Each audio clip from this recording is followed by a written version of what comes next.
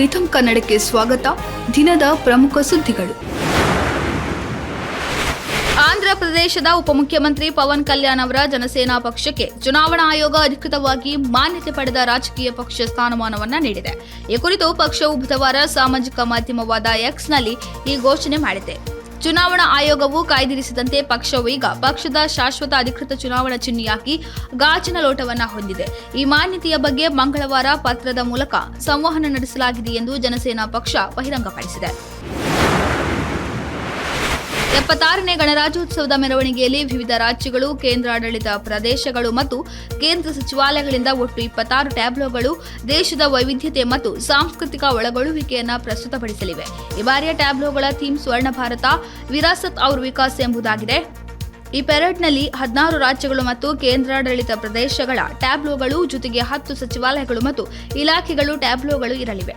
ಪ್ರತಿಯೊಂದು ತನ್ನದೇ ಆದ ವಿಶಿಷ್ಟ ಥೀಮ್ನೊಂದಿಗೆ ಇರುತ್ತವೆ. ಈ ಟ್ಯಾಬ್ಲೋಗಳು ಭಾರತದ ವೈವಿಧ್ಯಮಯ ಸಾಮರ್ಥ್ಯಗಳನ್ನು ಪ್ರದರ್ಶಿಸುತ್ತವೆ ಎಂದು ರಕ್ಷಣಾ ಸಚಿವಾಲಯ ತಿಳಿಸಿದೆ.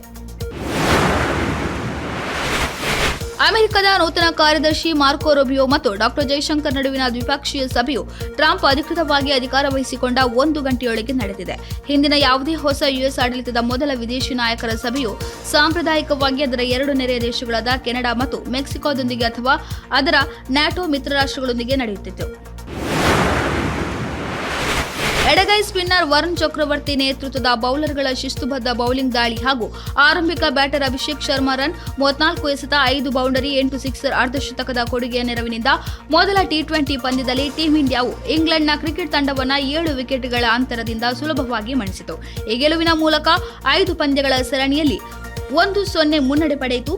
ಚೆನ್ನೈನಲ್ಲಿ ಜನವರಿ 25ರಂದು 2ನೇ ಟಿ20 ಪಂದ್ಯವನ್ನು ಆಡಲಿದೆ. ಗೆಲ್ಲಲು 133 ರನ್ ಗುರಿ ಪಡೆದ ಭಾರತ ತಂಡವು 12.5 ಓವರ್ಗಳಲ್ಲಿ 3 ವಿಕೆಟ್ಗಳನ್ನು ಕಳೆದುಕೊಂಡು ಗುರಿ ತಲುಪಿತು.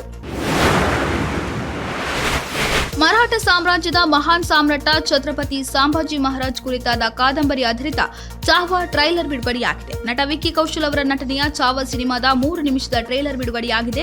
ಇನ್ನು ಸಿನಿಮಾದಲ್ಲಿ ಮಹಾರಾಣಿಯಾಗಿ ಯೇಸುಬಾಯಿಯಾಗಿ ರಶ್ಮಿಕಾ ಮಂದಣ್ಣ ಅವರು ಕಾಣಿಸಿಕೊಂಡಿದ್ದಾರೆ. ಮರಾಠಿ ಕಾದಂಬರಿ ಚಾವಾ ಕಥೆಯನ್ನು ಆಧರಿಸಿ ಚಾವಾ ಸಿನಿಮಾ ಫೆಬ್ರವರಿ 14ರಂದು ತೆರೆ ಕಾಣಲಿದೆ. ಅದಕ್ಕೂ ಮೊದಲೇ ಚಿತ್ರದ ಬಗ್ಗೆ ಕುತೂಹಲ ಕೆರಳಿಸುವಲ್ಲಿ ಚಾವಾ ಟ್ರೈಲರ್ ಯಶಸ್ವಿಯಾಗಿವೆ. ಇದಾಗಿತ್ತು ಈ ಹೊತ್ತಿನ ಪ್ರಮುಖ ಸುದ್ದಿಗಳು.